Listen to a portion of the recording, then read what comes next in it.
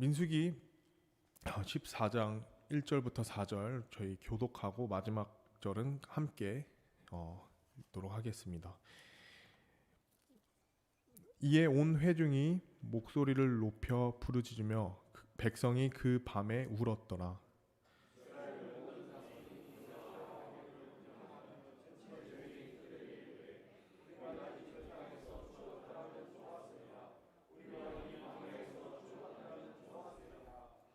어찌하여 주께서 우리를 이 땅으로 데려와 칼에 쓰러지게 하사 우리 아내들과 자식들이 탈취물이 되게 하시는가? 우리가 이집트로 돌아가는 것이 낫지 아니하랴 하고.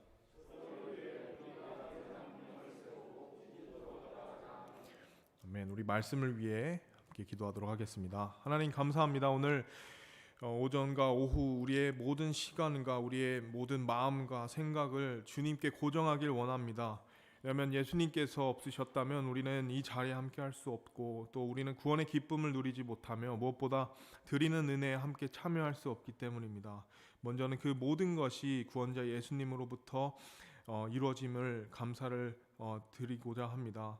하나님, 또 이번 이 시간에는 하나님께서 우리에게 주신 놀라운 이 하나님의 말씀, 우리의 삶을 되돌아보게 해주시고 이 시간에 우리가 참 감사가 넘치는 귀한 그리스도인으로서 나아갈 수 있도록 성령님께서 전하는 자나 듣는 자의 가운데서 귀하게 역사해 주시고 충만하게 역사해 주시기 간절히 원합니다. 모든 것 감사드리며 예수님 이름으로 기도드립니다. 아멘. 자리에 앉으시겠습니다. 오늘 말씀 우리가 함께 볼 때에 말씀의 제목 하루가 1년으로라는 제목으로 우리가 함께 나누길 원합니다. 하나님께서 우리에게 계속해서 이 감사의 달을 맞이해서 감사에 관련된 말씀을 우리가 듣고 있습니다. 우리의 감사를 우리가 드릴 수 있다는 것을 함께 기억을 하면서 저는 오늘 말씀을 통해서 우리가 감사함을 살아가는데 그것을 방해하는 요소, 그것이 있다면 그것이 바로 불평이라고 생각이 듭니다. 사실 이스라엘 백성들도 그러한 모습, 예전에는 이스라엘 백성의 모습들이 불평이 많은 이스라엘 모습들이 백성의 모습이 저에게는 참 이해가 되지 않았었습니다. 근데 인생을 살며 현실을 마주하며 나이가 들어가면서 이것이 참 우리의 삶과도 같구나, 나의 삶과도 같구나라는 것을 많이 발견하게 됩니다. 먼저 우리가 기억해야 될 사실은 하나님께서는 우리의 필요를 너무나도 잘 아십니다. 하나님께서 우리의 필요를 너무나도 잘 아실 뿐더러 우리보다 더 잘 아십니다. 그리고 우리의 믿음의 분량까지도 하나님께서 아십니다. 우리의 필요를 아실 뿐만 아니라 우리의 연약함, 우리의 믿음의 분량들도 아신다는 거죠. 그런데 그 하나님께서는 그 아시는 것뿐만 아니라 우리에게 항상 주시고자 하시는 선한 목자라는 사실입니다. 우리가 마태복음 7장 말씀을 함께 보시면요, 이렇게 나와 있습니다. 안 되네요 이게. 네, 7장 마태복음 7장 11절 말씀을 보시면, 그런즉 너희가 악할지라도 너희 자식들에게 좋은 선물들을 줄 줄 알거든 하늘에 계신 아버지께서 자기에게 구하는 자들에게 좋은 것을 얼마나 더 많이 주시겠느냐. 예수님께서 말씀하셨습니다. 아버지께서 자기에게 구하는 자들에게 좋은 것을 얼마나 더 많이 주시겠느냐. 그러면서 그 전 말씀에 이제 구하라, 그죠? 두드리라, 찾으라, 그럼 우리에게 하나님께서 친히 역사해 주시겠다는 약속의 말씀이 있습니다. 그리고 오늘 본문 말씀에 우리가 살펴본다면 그 배경이 앞서서 이 이스라엘 백성을 잠시 생각을 해보길 원합니다. 놀라운 이적들을 사실 직접 두 눈으로 본 백성들이었습니다. 그들은 먼저 우리가 기억해 보면요, 10가지 재앙으로서 이집트 대국이 무너지는 것을 보았습니다. 그리고 출이집트를 하면서 이집트 사람들에게 온갖 그 보물과 보화를 갖고 나오고, 또 무엇보다 노예라는 그 종살이로부터 자유를 얻은 존재들이었습니다. 뿐만 아니라 우리가 다 생각해보면 이집트 병거와 또 대군을 피해서 열린 바닷길, 도무지 이거 불가능한 그 험난한 홍해바다를 어떻게 걸었죠? 메마른 땅으로 통과했습니다. 그리고 뒤쫓아오는 이집트 군대가 그 바다 속에 완전히 잠겨 수장되는 것, 즉 그들에게는 그것이 참 오랫동안 종살이를 해오던 그 대국의 그 위대한 그 군대가 순식간에 괴멸하는 것을 본 완벽한 승리였다는 사실이죠. 즉 초자연적으로 완벽한 승리를 얻게 되었다는 사실입니다. 즉 그들은 결코 불평할 수 없는 무리였다는 것이죠. 그러나 이 말씀을 우리가 보면 오늘 그들의 모습은 어떻게 되죠? 이스라엘 무리가 불평을 계속하는 모습을 우리가 볼 수 있다는 것이죠. 뿐만 아니라 이렇게 다시 한번 생각해 봤을 때 약속의 땅, 젖과 꿀이 흐르는 그 가나안 땅으로 백성들을 인도하실 때 어떻게 인도하시죠? 광야에서 그 광야에서 낮에는 구름 기둥으로 또 밤에는 불 기둥으로 인도해 주시는 하나님을 볼 수 있습니다. 또 자연을 통해서 어떻게 하시죠? 하늘에서 이 땅엔 결코 맛볼 수 없는 하늘에 내려오는 그 빵으로 만나로 그들의 배를 채우시고 또 어떻게 하시죠? 메추라기를 보내셔서 먹이시게 되는 거죠. 목마르다 하는 백성을 향해서 그 멈추지 않는 그 샘물, 그것을 어디서부터 나오게 하시죠? 반석으로부터 내셔서 그들의 갈증을 하나님께서 해결해 주시는 것. 우리는 그 말씀을 통해서 이스라엘 백성들이 참 많은 것을, 많은 이적들을 하나님의 임재하심, 하나님의 선하심, 공급하심을 직접 두 눈으로 눈으로 보고 또 맛보는 그런 특권을 누렸다는 사실을 볼 수 있습니다. 뿐만 아니라 전쟁에서 하나님께서 함께 하셔서 그들이 많은 적들을 물리치는 그 전쟁에 함께 하시는 하나님을 이스라엘 백성이 직접 두 눈으로 보았다는 사실이죠. 그렇기 때문에 사실 그들은 결코 불평할 수 없는 무리였습니다. 그러나 우리는 오늘 이스라엘 무리가 불평하는 모습을 계속해서 볼 수 있습니다. 드디어 그 약속의 땅을 하나님의 선한 인도하심 가운데 그들이 당도했을 때 그들은 이제껏 그들과 함께 하셨던 또 그들의 필요를 채워주었던 전지전능하신 하나님의 존재를 잊은 채 불평을 쏟아내기 시작합니다. 그리고 우리는 오늘 말씀을 통해서 이 일에 대한 비극적 결말을 너무 잘 알고 있죠. 불평불만했던 이 세대가 이 약속의 땅을 코앞에 두고 다시 어떻게 되죠? 광야길로 길을 돌아서게 됩니다. 그리고 그 정탐한 40일을 하나님께서 하루를 1년으로 환산하셔서 40년 동안 광야에 머물게 하시죠. 그 세대는 광야에서 모두 죽게 된다는 사실입니다. 그리고 그 이유는 딱 하나였습니다. 딱 하나. 불평이었습니다. 불평.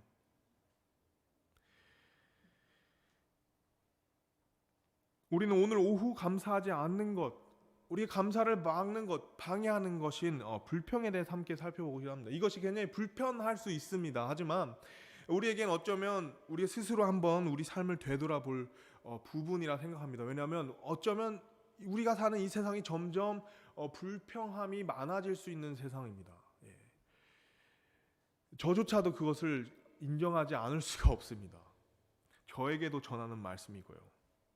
말씀을 통해서 우리가 심층적으로 이 불평의 원인이 무엇이고 이 결과와 또 무엇보다 우리는 말씀을 통한 해결책을 통해서 다시 한번 우리 삶에 감사가 회복되고 넘치는 삶이 되었으면 좋겠습니다. 첫 번째로 우리가 볼 내용은 불평함의 실상이 있다는 거죠. 불평함의 실상이 나와 있는데 민수기 1장 14장 1절로 4절까지입니다. 이에 온 회중이 목소리를 높여 부르짖으며 백성이 그 밤에 울었더라. 이스라엘의 모든 자손이 모세와 아론에게 불평하며 온 회중에게 그들에게 이르되 우리가 이집트 땅에서 죽었더라면 좋았으리라. 우리가 이 광야에서 죽었더라면 좋았으리라. 어찌하여 주께서 우리를 이 땅으로 데려와 칼에 쓰러지게 하사 우리 아내들과 자식들이 탈취물이 되게 하시는가. 우리가 이집트로 돌아가는 것이 낫지 아니하랴 하고 서로에게 이르되 우리가 대장 한 명을 세우고 이집트로 돌아가자 하매. 말씀으로 볼 수 있는, 말씀 속에서 볼 수 있는 이스라엘의 백성에게 볼 수 있는 그 불평의 이유는 크게 우리는 영적 군중 심리라고 저는 생각이 들었었습니다. 즉 그들은 대중적으로 함께 무리지어서 하나님의 기적을 보았습니다만 그들이 사실 불평불만했던 가장 큰 이유는 사실 그들이 개인적으로 하나님을 깊게 만나지 못한 자들이었기 때문입니다. 그들이 본 하나님을 그들의 개인의 삶으로 받아들이지 못하였기 때문에 그들의 불평이 대중적으로, 그러니까 군중이 불평을 하기 시작한 것이죠. 오히려 그들의 개인적인 삶을 보면 그들의 개인적인 삶은 하나님의 초점이 맞춰져 있는 것이 아니라 우리가 말씀을 보면 이집트적의 삶에 사로잡혀 있다는 사실이죠. 민수기 11장 18절 말씀에 또 누가 우리에게 고기를 주어 먹게 할까? 이집트에 있을 때가 우리에게 좋았다라고 말합니다. 이집트에 있을 때. 근데 이집트에 있을 때 과연 그들의 삶이 좋았는가? 우리가 출애굽기 3장 말씀을 보면 그들의 부르짖음이 어디서부터 시작되었죠? 이집트에서 시작이 되었던 것을 볼 수 있죠. 그러나 그들이 그 이집트 때를 그들의 삶의 중심으로 기준으로 두면서 그들이 개인적인 하나님과의 관계가 깊어지지 않으므로 불평이 나오는 것을 볼 수 있는 것이죠. 그들은 아직 옛 이집트의 삶에 얽매여 있었고 그것이 그들의 광야 생활의 기준이 되었다는 것입니다.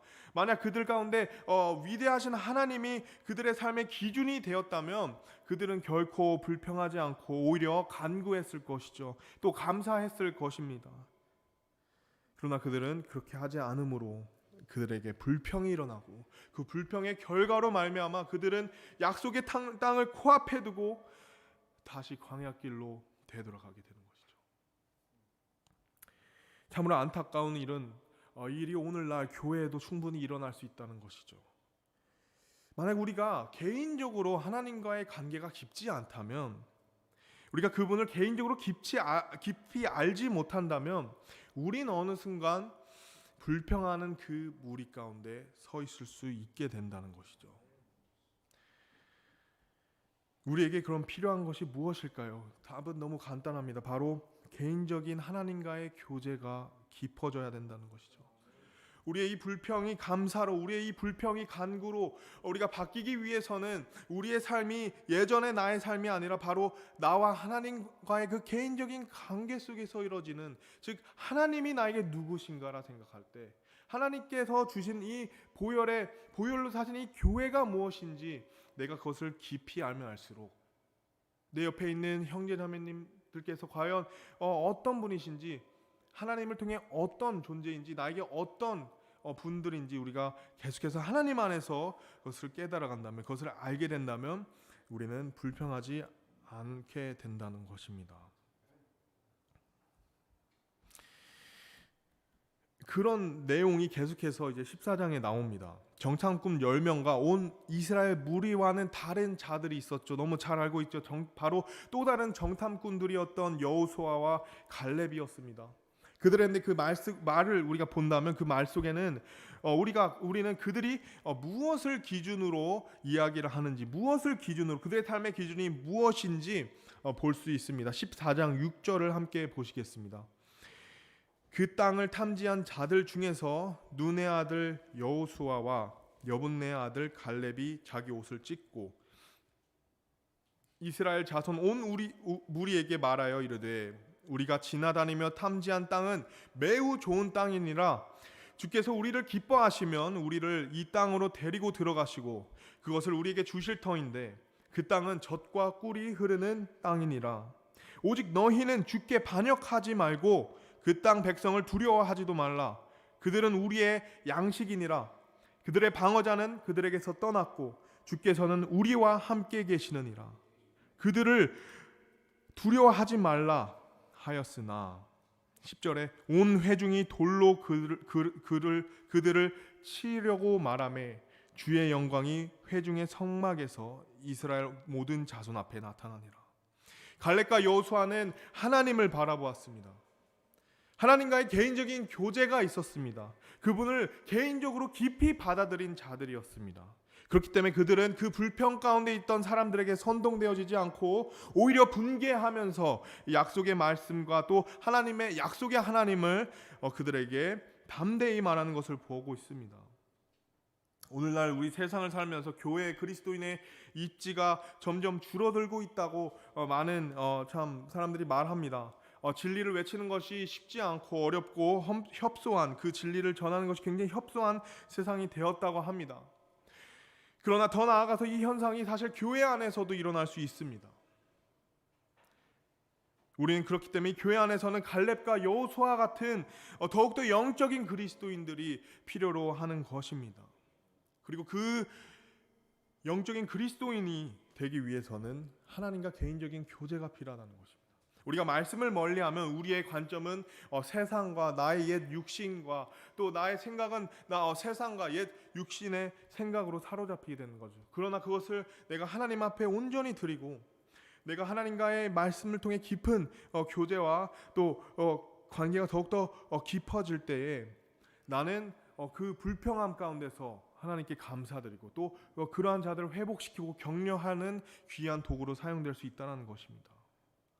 다시 한번 그러기 위해서 우리는 개인적으로 시간을 내고 개인적으로 더 깊이 하나님과 교제하고 또 말씀을 묵상하는 것이 필요하다는 것입니다. 불평은 그러므로 하나님 자체가 아닌 바로 하나님으로부터 온 것들을 우리가 초점을 맞출 때 생겨날 수 있다는 거죠. 그렇기 때문에 불평의 원인은 우리가 하나님과 개인적인 교제의 결핍 속에서 피어오른다는 사실입니다. 나의 불평을 잠재우기 위해서는 우리는 하나님과 개인적인 시간이 필요하다는 사실이죠. 우리는 불평함의 실상에 대해서 보았고, 두 번째는 불평함의 대상이 있다는 것입니다. 이것이 굉장히 또 중요한 사실입니다. 계속해서 우리 말씀을 보실 때 10절까지 읽었고요. 11절 말씀을 보시겠습니다. 14장 11절 말씀이 이렇게 나와 있습니다. 주께서 모세에게 이르시되 이 백성이 어느 때까지 나를 노엽게 하려느냐? 내가 그들 가운데서 보여준 모든 표적들에도 불구하고 그들이 나를 믿으려면 얼마나 더 시간이 있어야 하겠느냐?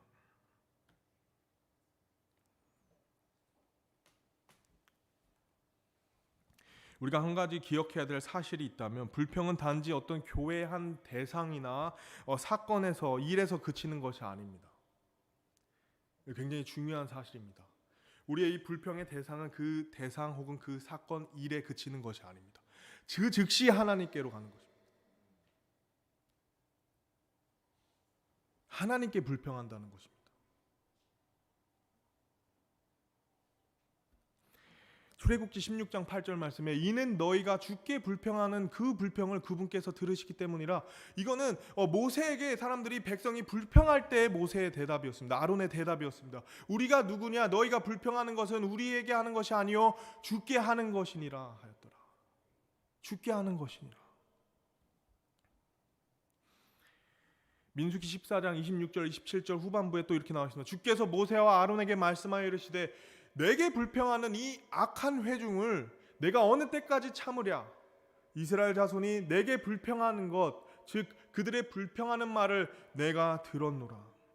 그들의 불평은 결코 하나님께 향해 있지 않았습니다. 우리가 이 말씀을 통해 봤을 때 그 지도자들 혹은 그 정탐꾼에게 향해 있었던 것이죠. 그 10명의 정탐꾼들조차도 불평불만을 하였습니다. 그러나 하나님의 입장에서는 그들의 불평은 그 지도자들 대상이 아니라 바로 자신에게 하는 것과 같았다는 것이죠.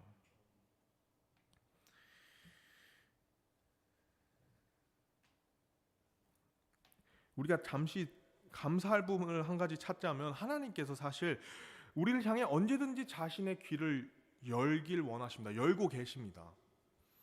우리의 어려움과 괴로움과 또 우리의 필요에 대해서 직접 귀 기울이시고 들으실 준비가 되어 있다는 거죠. 단순히 그냥 어떤 우리가 빌고 우리가 정말 우리의 행위로 그 하나님을 만족시켜야 우리의 신을 만족시켜야 우리가 복을 누리는 그런 어떤 종교와는 다르게 하나님께서 먼저 우리를 인격적으로 사랑해 주셔서 우리가 원하는 필요, 우리의 어려움과 우리의 약함을 하나님께서 귀 기울여 주신다는 거죠. 우리가 먼저 감사할 부분은 참 그런 하나님을 우리가 알고 있다는 것입니다. 그러나 우리가 오늘 말씀을 통해 본 사실은 하나님께서는 우리의 불평에도 귀를 기울이신다는 거죠. 물론 단순한 불평에 하나님께서 때로는 우리에게 위로와 지혜를 주십니다. 그러나 하나님께서 분노하시는 불평이 있는데 우리는 이 부분에 대해서 굉장히 또 사실 경각심을 가져야 됩니다. 바로 하나님의 약속에 대한 불평, 혹은 하나님께서 세우신 이 건의와 질서에 대한 불평입니다. 우리가 굉장히 조심해야 되는 부분이 여기 있습니다. 여기서 저는 불평이 위험한 이유를 잠깐 나누고자 합니다. 첫 번째, 불평은 걷잡을 수 없습니다. 불평은 산불처럼 매섭게 뻗어나갑니다. 건조한 계절이 오면 가끔 우리가 산불 소식을 듣게 되죠. 뉴스를 통해 보면 그 막대한 손실과 또 때로는 인명피해, 또 그 인력이 얼마나 많이 투입되어서 그 불을 끄는데 정말 오랜 시간이 소요되는 것을 볼 수 있죠. 그러나 그 산불 사건의 가장 저는 놀라운 사실이 그 사건이 발생하는 순간을 볼 때입니다. 정말 작은 불씨 하나가 그 산불을 만든다는 것이죠. 정말 작은 그냥 일상에서 볼 수 있는 그냥 잠깐의 그 스파크, 집에서 일어나는 여러 가지 그 작은 불씨 하나가 산불을 키운다는 것이죠. 불평이 위험한 이유는 이것이 작은 것으로 시작하여서 여기저기 옮겨 다니기 때문입니다. 대표적으로 어떤 것이냐, 우리의 사실 말을 통해서 말이죠. 우리의 말을 통해서 야고보서 3장 4, 5절에 그 너무 잘 나와 있습니다. 또한 배들을 보라, 그것들이 그렇게 커도 사나운 바람에 밀려가되 사공이 어떻게 하죠? 매우 작은 키 하나로 어디든지 자기가 원하는 것으로 그것을 돌리느니라. 이와 같이 혀도 작은 지체지만 큰 일을 자랑하는도다. 보라, 작은 불이 얼마나 큰 물체를 태우는가. 이 작은 혀 하나가 이 안에서 무엇이 나오냐에 따라 큰 것을 태울 수도 있고, 혹은 큰 파도를 잡을 수 있는 양날의 검과 같다라는 것이죠.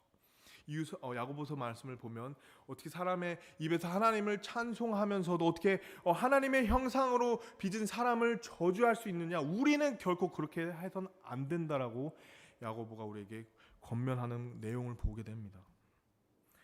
불평이 위험한 첫 번째 이유는 그것이 걷잡을 수 없는 이유죠. 이어서 결국에는 두 번째 이유는 바로 이 불평이 우리에게 모든 것을 불태울 수 있기 때문입니다. 불평은 모든 것을 불태울 수 있기 때문이죠. 하나님을 향한 사랑과 또 교회를 향한 누군가의 그 마음을, 때로는 지도자, 목회자에 대한 존중을, 성경에 대한 또 신뢰를, 권위에 대한 충성을 우리가 불평으로 말미암아 그것이 불탈 수도 있다는 것입니다.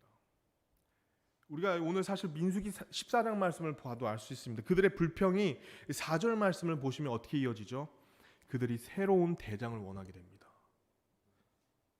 그들이 새로운 대장을 원하게 됩니다. 그 불평이 그냥 그치는 것이 아니라 기존에 있던 하나님의 뜻과 계획과 질서와 권위가 불타버리기 시작하죠. 그러니까 새로운 대장을 원하게 된다는 것입니다. 그 때문에 우리가 오늘 불평에 대해서 이것이 불편할 수 있지만 우리가 마음을 잠시 내려놓고 이 불평 자체를 우리가 한번 생각해 본다면 사실 우리가 사람들과 어떤 말을, 무슨 말을 오고 가느냐는 굉장히 중요한 문제입니다. 교회 흥망성쇠 혹은 부흥을 좌지우지할 수 있는 거죠. 좌우할 수 있는 것이죠. 저도 미국에 있을 때 가장 중요한 것이 이 말의 중요성, 말의 중요성. 가십이라 합니다. 가십.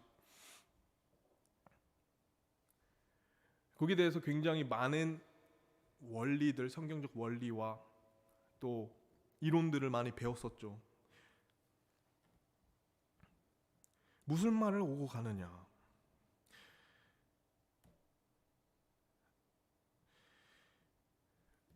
무엇보다 그리고 우리는 그 불평함의 대상이 누군가에게 국한되어 있지 않고 또 그 일에 그치지 않고 하나님께 즉시 향한다는 것을 우리는 기억해야 합니다.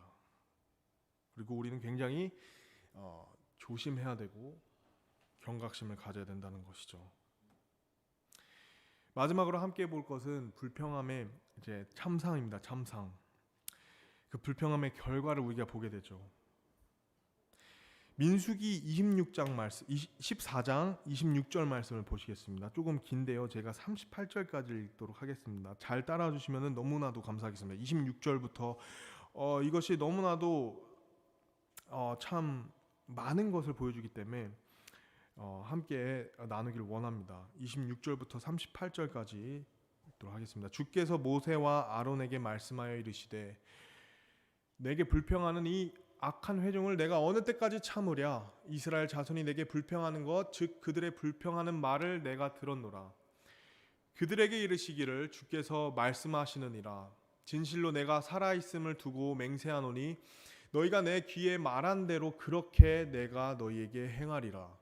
너희 사체가 이 광야에서 쓰러지되 곧 너희의 전체 수에 따라 너희 중에 20살 이상이 되어 계수된 모든 자들 즉 내게 불평한 자들이 쓰러지며 여분네 아들 갈렙과 눈의 아들 여호수아 외에는 내가 맹세하여 너희를 거하게 하리라 한 땅에 너희가 결탄코 들어가지 못하리라 라고 나오죠. 죄송합니다.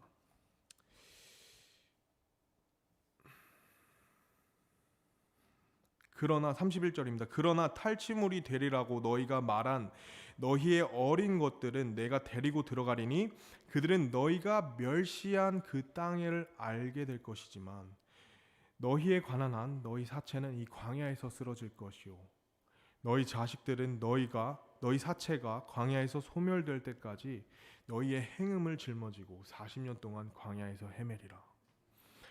너희가 그 땅을 탐지한 날수 곧 40일의 하루를 1년으로 환산하여 40년 동안 너희가 너희 불법들을 담당할지니 이로써 내가 약속을 깨뜨린 것을 너희가 알리라 하라. 나 주가 이미 이것을 말하였노라. 즉 나를 대적하려고 함께 모인 이 악한 온 회중에게 내가 분명히 그 일을 행하리니 그들이 이 광야에서 소멸되어 거기서 죽으리라 하시니라. 모세가 그 땅을 탐지하도록 보내매 갔다가 돌아온 뒤 그 땅에 관하여 악평을 하여 온 회중이 그를 향해 불평하게 한 사람들 곧 그 땅에 관하여 나쁘게 보고한 그 사람들이 주 앞에서 재앙으로 말미암아 죽었고 그 땅을 탐지하러 갔던 사람들 중에서는 오직 눈의 아들 여호수아와 여분네 아들 갈렙만 여전히 살아남았더라. 36절, 37절, 38절에 온 악평을 하여 온 회중이 그를 향해 불평하게 한 사람들 그 땅에 관하여 나쁘게 보고한 사람들이라고 나와 있습니다.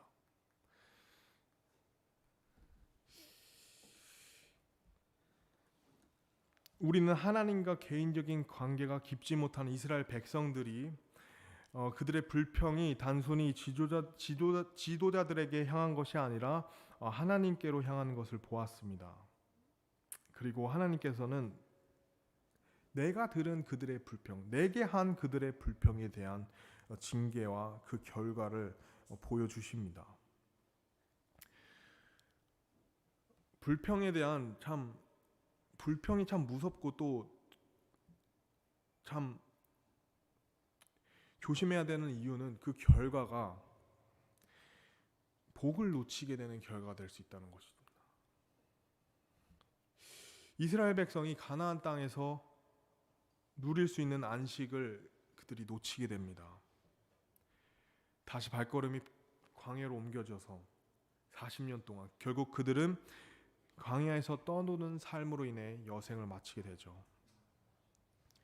우리의 불평이 정말 우리가 참 조심해야 될 이유는 하나님께서 친히 마련하시고 약속하신 복을 놓치게 만들 수 있다는 사실입니다.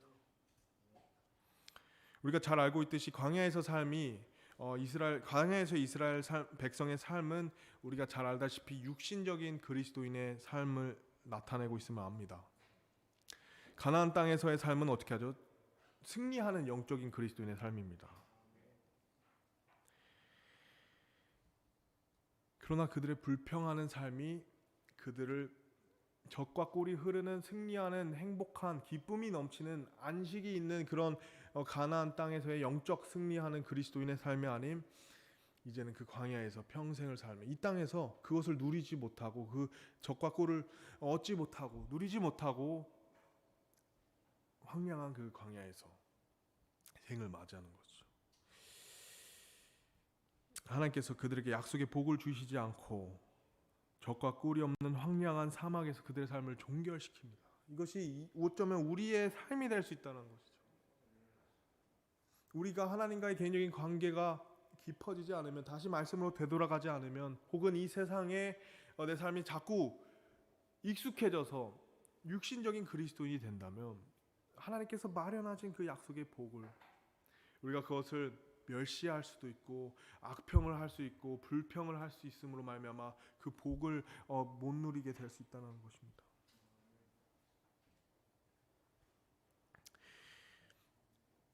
구약 성경 말씀에서 이스라엘 백성들이 하나님의 심판에 의해 죽게 되는 원인 중 가장 많이 죽게 된 것이 있다면, 우리가 그거 생각해 봤을 때 우린 대개 우상 숭배를 생각합니다. 우상 숭배 때문에 정말 많은 사람들이 죽었다 생각하는데, 사실은 불평 때문이었습니다. 우상 숭배 때문에 많은 사람들이 죽었죠. 근데 가장 많이 죽지 않았습니다. 심판받은 원인이 아니었습니다. 불평이었습니다. 불평.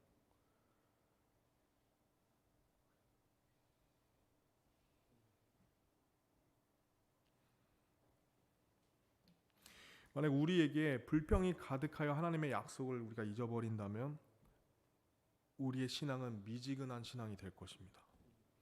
저에게도 전하는 말씀입니다. 저 또한 경각심을 가져야 됩니다. 교회를 향한 혹은 지도자를 향한 불평이 가득하면 우리의 사역은 미지근한 사역이 될 것입니다.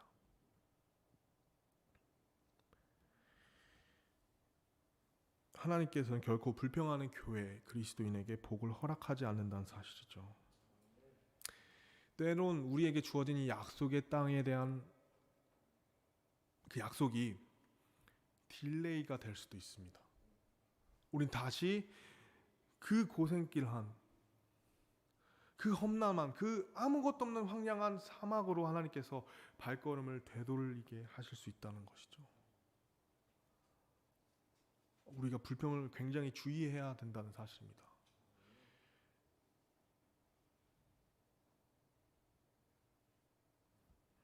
그러면 우리의 입술이 과연 우리가 무엇을 나누어지는 게 우리가 굉장히 신중해야 된다는 것이죠.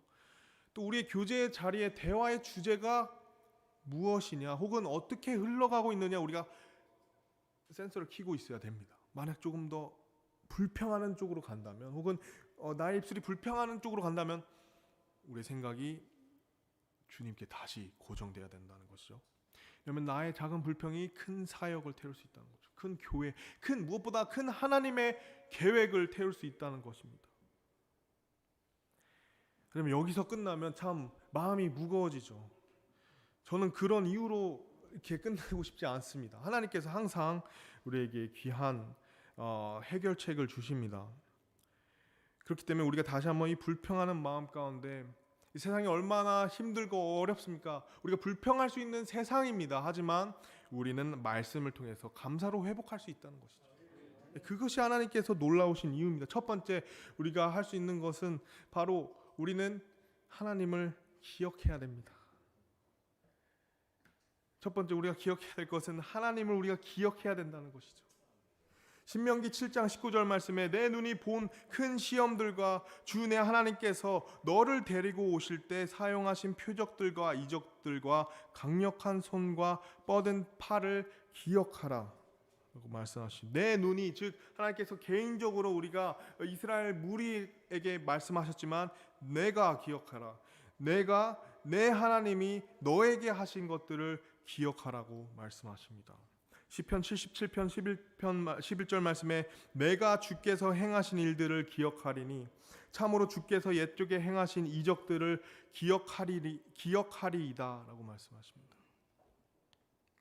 다윗의 고백처럼 내가 주께서 행하신 것들을 내가 기억하겠다라고 말씀하시는 거죠. 우리에게 중요한 것은 이 순간에 내 앞에 놓여진 것에 불평하는 것이 아니라 잠시 우리가 뒤를 돌아봤을 때 하나님께서 나에게 행하신 것이 무엇이냐, 우리 교회에게 행하신 것이 무엇이냐, 우리 가정에게 행하신 것이 무엇이냐, 하나님의 그 선하심, 기억하고, 하나님이 나에게 행하신 그 복을 기억하고, 하나님께서 나의 가정을 일으켜 주신 그 능력을 기억할 때 우리의 불평이 잠시 수그라들고 우리는 다시 감사할 수 있는 것이죠.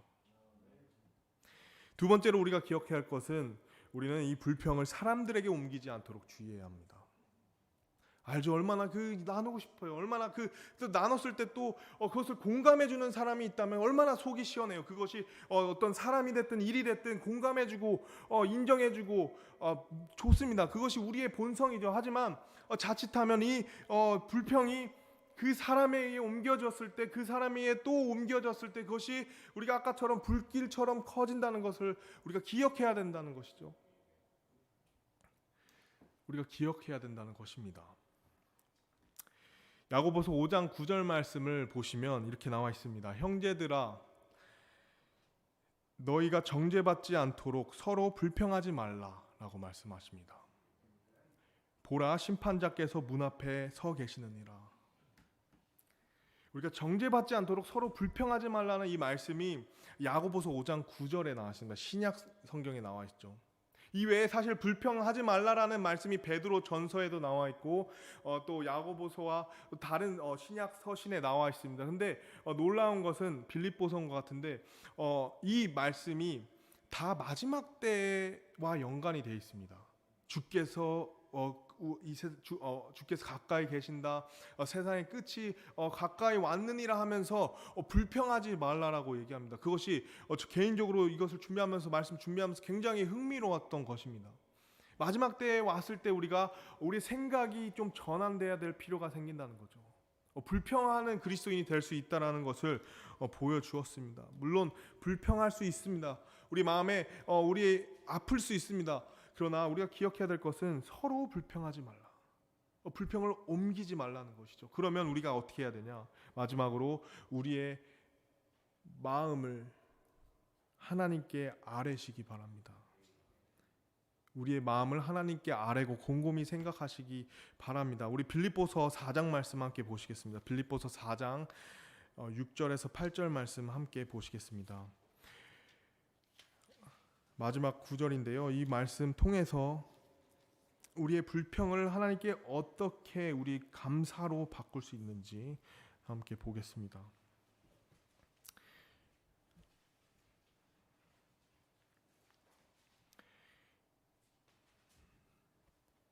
빌립보서 4장 6절에서 8절인데요. 함께 우리 8절까지 읽도록 하겠습니다. 시작. 아무것도 염려하지 말고 오직 모든 일에서 기도와 간구로 너희가 요청할 것들을 감사와 더불어 하나님께 알리라. 그러면 모든 이해를 뛰어넘는 하나님의 화평이 그리스도 예수님을 통해 너희 마음과 생각을 지키시리라. 끝으로 형제들아, 무엇이든지 진실한 것과 무엇이든지 정직한 것과 무엇이든지 의로운 것과 무엇이든지 순수한 것과 무엇이든지 사랑스러운 것과 무엇이든지 좋은 평판이 있는 것과 덕이 되는 것과 칭찬이 되는 것이 있거든 이런 것들을 곰곰이 생각하라. 곰곰이 생각하라.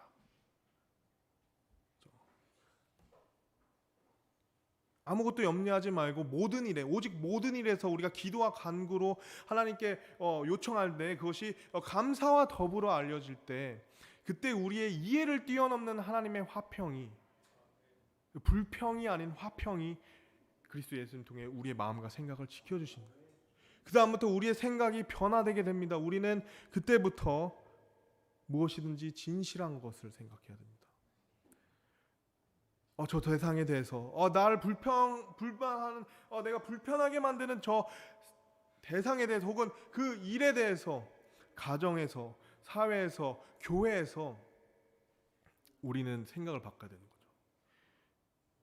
그를 향해서 진실한 것을 발견하고, 교회에 대해서 사랑스러운 것, 혹은 정직한 것, 나의 불평의 대상에 대해서 의로운 것이 무엇인가, 순수한 것이 무엇인가, 좋은 평판이 있는 것이 무엇인가 곰곰이 생각하라는 것이죠.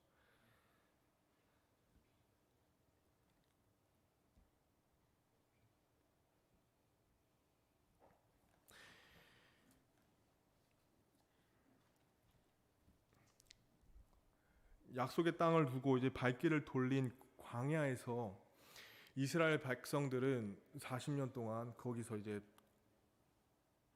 방황하면서 결국에는 삶을 마감하게 됩니다. 그것이 오늘 우리가 말씀을 본 이스라엘 백성의 결과죠, 최후죠. 그들의 삶의 불평과 불만으로 인해서 그런 일들이 일어났습니다. 때로는 우리의 삶이 그러한 삶이 될 수도 있습니다. 광야에서 떠도는 삶과 같이 느낄 수 있는 것이죠. 하지만 이후의 말씀을 보면 하나님의 긍휼이 변하지 않음을 볼 수 있습니다. 그것이 너무 감사했습니다. 여전한 구름 기둥, 불 기둥, 여전한 공급하심, 채우심, 그리고 말씀 율법을 주시죠. 그 이후에 이제 내용들은 말씀이 율법에 대한 말씀들이 나옵니다. 비록 그들이 광야에서의 삶으로 그들의 최후는 맞춰졌으나 어쩌면 그들은 거기서 계속 불평할 수도 있었으나 만약 그들이 여전히 그들과 함께 하시는 하나님의 초점이 맞춰졌다면 그들은 계속해서 광야에서 감사할 수 있는 생활을 살 수 있었던 것이죠. 비록 그들의 불평으로 인해 결과는 그러했지만요. 그럼에도 그들 또한 그 안에서 감사할 수 있는 부분을 찾을 수 있는 것입니다. 비록 교회에서도 때로는 혹은 사회에서, 가정에서 우리가 불평이 있을 수 있습니다. 특히 교회에서 우리 믿음의 분량이 서로 다르기 때문에 그런 또 다른 사람들이 공존하는 곳이기 때문에 불평이 있을 수 있는 것이죠. 때로는 교회 스스로의 부족함이 있을 수도 있습니다. 그러나 교회가 아름답고 소중한 이유는 이 교회 안에서 세상에 발견할 수 없는 것들이 교회 안에 있기 때문입니다. 예수 그리스도의 그 보혈, 그 안에 하나 된 우리들, 교회 안에서 누릴 수 있는 영적인 기쁨, 또 감사, 찬양, 드림, 세상에서 볼 수 없고 맛볼 수 없고 경험할 수 없는 것들이 교회 안에 있기 때문에 때로는 교회가 불평을 만들어낼 수도 있지만 우리 마음에 동시에 우리에게 감사를 줄 수 있는 너무 아름다운 곳입니다. 그 때문에 교회에서 우리의 생각이 달리 한다면, 우리의 관점이 달라진다면 우리는 세상에서 볼 수 없는 이 것들이 있는 교회를 안에서 서로 사랑할 수 있고요, 서로를 위해 기도할 수 있고, 또 무엇보다 우리의 감사가 회복될 수 있는 것입니다. 다시 한번 우리 말씀을 통해서 우리의 삶이 감사로 회복되는 귀한 삶이 되었으면 좋겠습니다. 우리 잠시 기도하시도록 하겠습니다.